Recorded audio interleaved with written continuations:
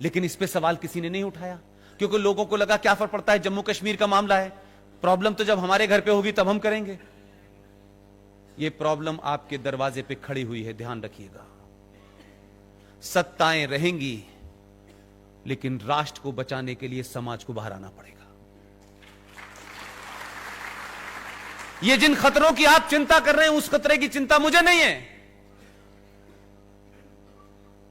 4 राज्यों का देश, 20 करोड़ पॉपुलेशन। ऐसा लगता है कि भारत के सामने सबसे बड़ा चैलेंज पाकिस्तान है।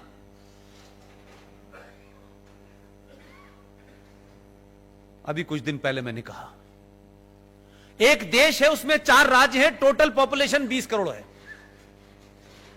वहां फौज भी है, वहां पुलिस भी है, वहां F-16 भी है, संविधान भी है, शरिया भी है,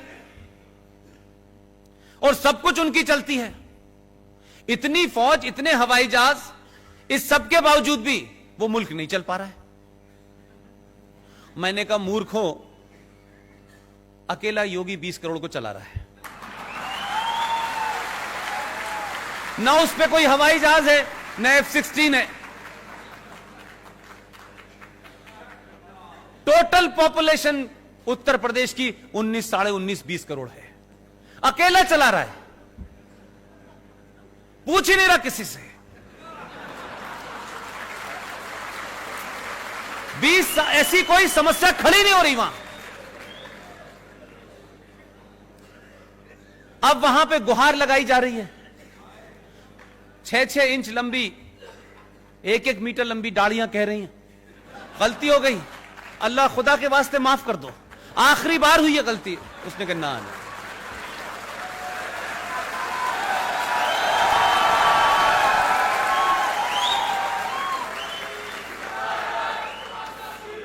इसलिए मैंने कहा कि धन्य है आप लोग, समय रहते अपनी गलती का एहसास कर लिया और सही लोगों को चुनाया आपने।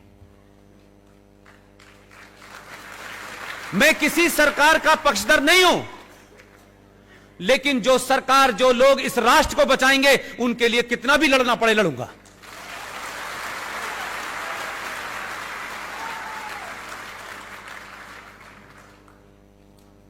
स्थिति वापस ले जाना चाहता हूं। वो 70 साल से जम्मू कश्मीर की इस्लामिक हुकूमत से, जहां मुसलमानों की मेजॉरिटी थी, 90% कानून उस विधानसभा में एंटी हिंदू हुए। सरकारें आई, सरकारों को ब्लैकमेल किया गया, वहां का आतंकवाद, वहां का सेपरेटिज्म, और वहां की सरकारें एक साथ कोऑर्डिनेशन में काम करती थी। दिल्ली की सरकार को झुकाना है तो आतंकवाद को बढ़ा देना है, दिल्ली की सरकार को दुनिया में बदनाम करना है तो हुर्रियत को आगे बढ़ा देना है। तीनों का ऐसा एपरेटस मिला हुआ था कि आप हुर्रियत को पुचकारते थे। और यह भी शायद आपको खबर नहीं होगी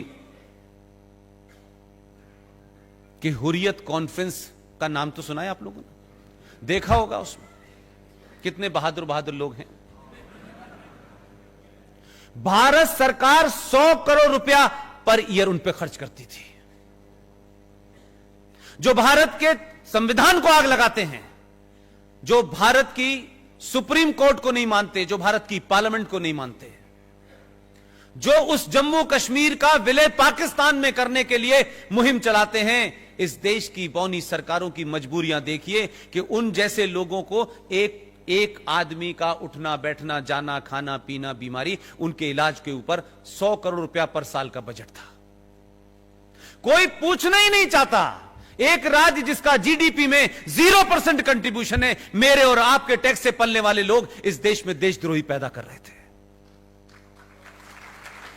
हमारी पुलिस, हमारा भाई फौज का सबसे ज्यादा अगर भारत में अपने ही इंटरनल आतंकवादियों से मारा गया है, उस राज्य का नाम है जम्मू कश्मीर।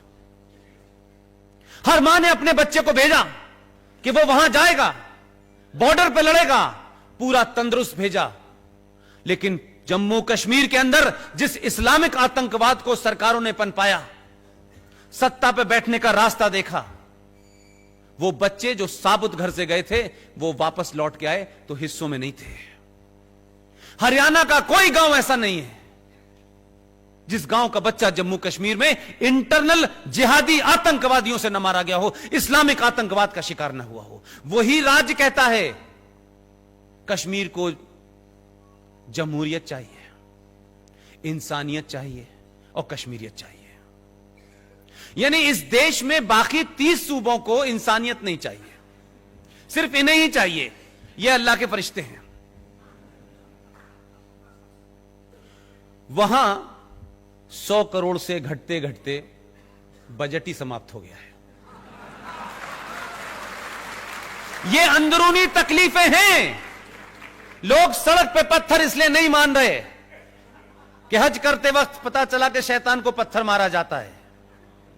हज की एक परंपरा है कि हज जब आप जाएंगे तो जब तक वो अराफात की पहाड़ी पे एक बड़ा सा पत्थर है उस पे उठा के कंकड़ नहीं मारेंगे, उसे शैतान माना जाता है। इसलिए पत्थर मारने की परंपरा यह है कि जिस पे ऊपर पत्थर मार रहे हैं ये इस्लामिक लोग, इसका मतलब है वो शैतान है।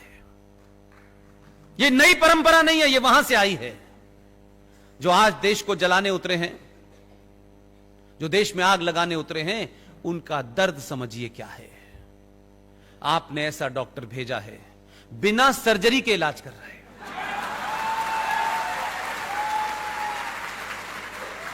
लोग, एक बहुत बड़े कवि हैं, उनकी 2 लाइनें मुझे इस स्थिति पे ज्यादा अच्छी लगती हैं। वो कहते हैं कि न जाने कैसा ये आलम हुआ कि लोग हंसते हंसते रोने लगे, रोते रोते हंसने लगे। ये स्थिति वही है। धारा 370 और 35 पे नहीं हटी है। धारा 370 और 35 को बारीकियों में अगर आप जानते, जितना मैं 20 साल से पढ़ते पढ़ते थक गया, ये धारा नहीं हटी है। ये भारत के अंदर, आजाद भारत में बौने नेताओं के दबाव में पिछले 70 साल में एक पैरेलल सत्ता थी, जो इनविजिबल सत्ता थी, जो आदर्श सत्ता थी, उसको समाप्त कर दिया है। संकट यह है कि लोग कह रहे हैं 335, 370, 370, लोगों को पता नहीं है दर्द कहां हुआ है। ये जो एक मैं बार बार कह रहा हूं कि जैसे ही आप इस देश में संविधान की बात करेंगे, कुछ लोग कहेंगे नहीं, हमारा मजहब पहले है, हम आईन को नहीं मानते, हम शरिया को मानते हैं। जब उसने संवैधानिक तौर पे काम कर दिया तो बोले नहीं नहीं, हम संसद को नहीं मानते, हम भीड़ को मानते हैं। वो आदमी भी निराले भेजा है, वो इनको पूरा इस्लामिक बना के मानेगा। पीछे ही पड़ गया इनके।